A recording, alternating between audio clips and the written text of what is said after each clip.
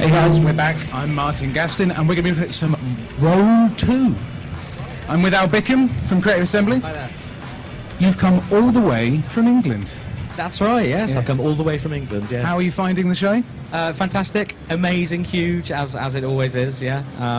But weirdly, where we're demoing over in the South Hall, we're in a curiously quiet spot, so it's like an oasis of calm, apart from the thundering of hooves with Total War, of course. And of course, one of the main themes about E3 this year has been the next-gen consoles, but this is a PC game, and there's still a lot of love for the PC on the show floor, right? Yeah, enormous amount of love for the PC. I mean, there's some great strategy games coming up at the moment. You know, I think the PC is absolutely thriving at the moment. It's in a really great place.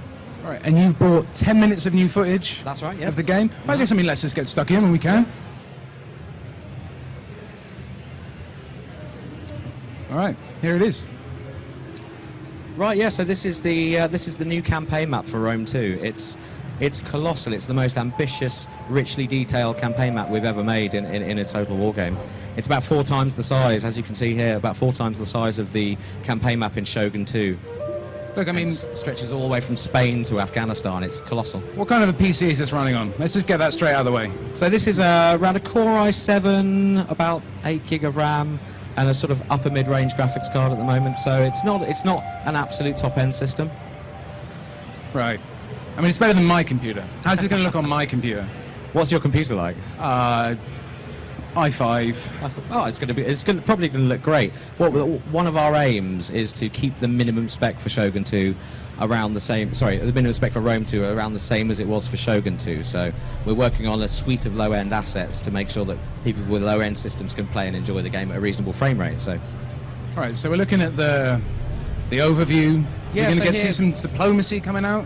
Sorry? We're going to see some diplomacy, or? So, yeah, we haven't got any diplomacy in this demo here, but what we're seeing here is some of the features of the campaign map. We've got the great wonders of the ancient world here, for example, so the pyramids and the lighthouse of Alexandria, so, you know, Stonehenge, the Hanging Gardens of Babylon, they all give you buffs if you capture those provinces. But now this is really interesting. This shows the evolution of the campaign map through the kind of player agency, so as you decide to upgrade your city, you can expand it like this in order to build new buildings, and that city will expand further and larger. The buildings will rise up, and you'll see some of the buildings you've built reflected in the city. And you can see sort of shanty towns and urban sprawl beginning to appear around the city. You know, as you play, the map really starts to evolve. And how much of the game's going to be taking place from this view? It depends really upon how many battles you choose to fight, because of course you can auto-resolve battles in cases where it's clear you're going to just win the battle. You could auto-resolve, but you know, we've got some of the most tremendous scale battles you've ever seen. So it's probably a 60-40 split if you're a regular battle player. So, and we'll see some battle in a second. We'll see the Battle of the Nile, which is one of our new historical battles.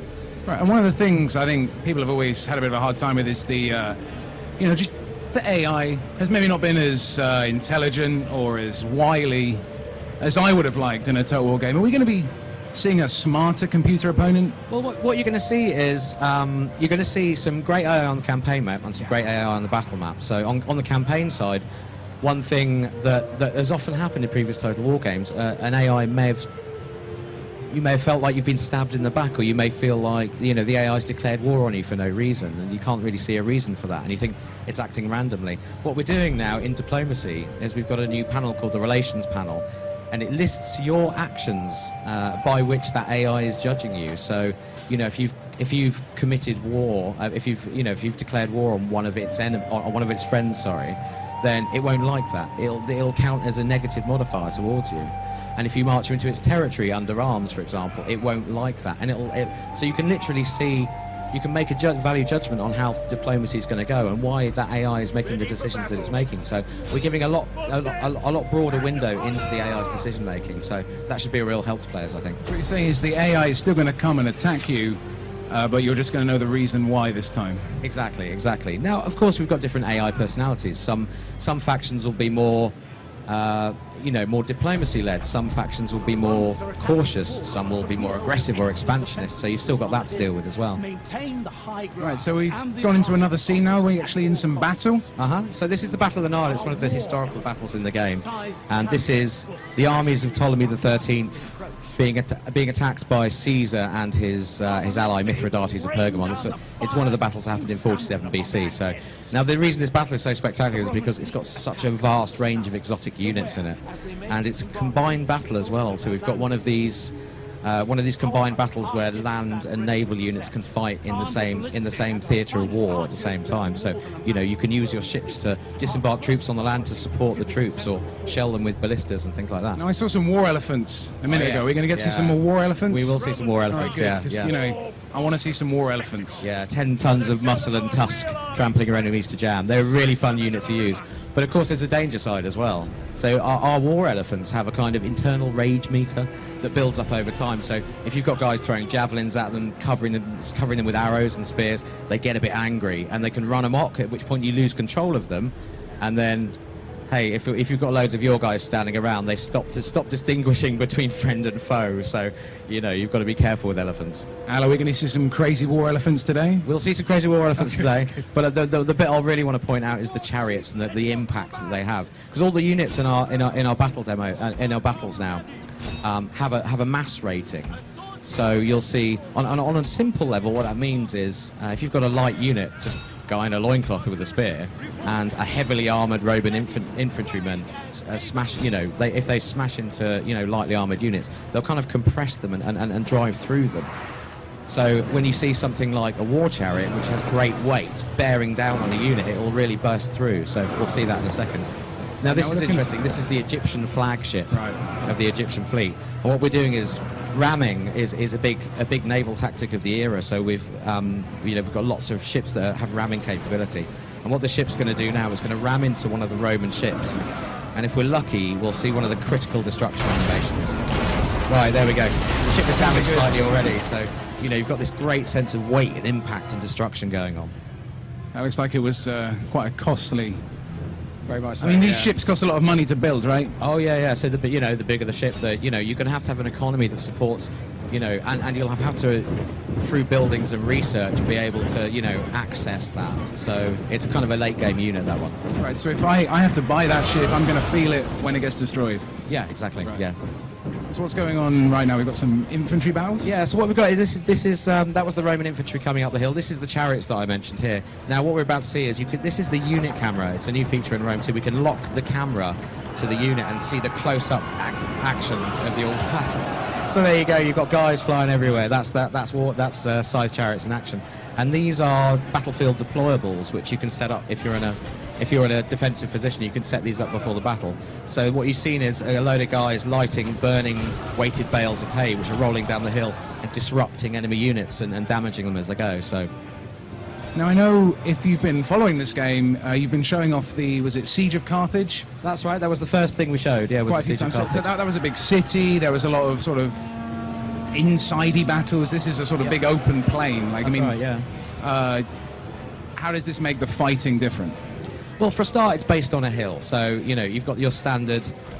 As you'd think in the real world, it's hard to attack a hill. So the enemy the side that's attacking uphill is always at a slight disadvantage.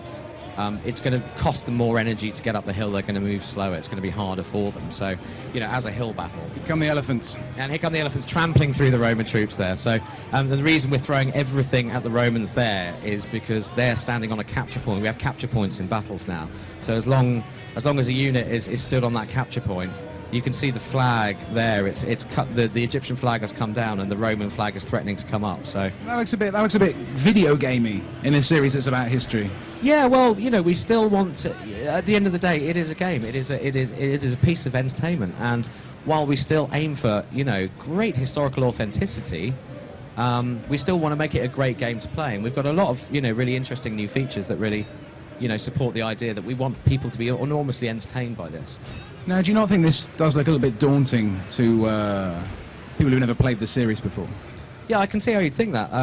The beauty of Rome 2 is that when you first start playing the game, you play the prologue, which is right at the start, pre the full campaign, you can play the prologue, which is a kind of 3-chapter narrative-driven introduction to Total War. So it introduces the very basic features simply from how to control units on the battlefield and how to recruit and build units in towns, how to expand your cities, and it's enormously entertaining because there's you play as this sort of fictional historical character that we've designed, and his story which leads up to the campaign game. So it's a really easy in for new players.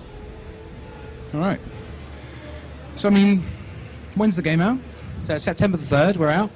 And do you not think that's a little bit too close to some of the next-gen excitement we're feeling right now? I don't think so. I think we can come out fighting, I think.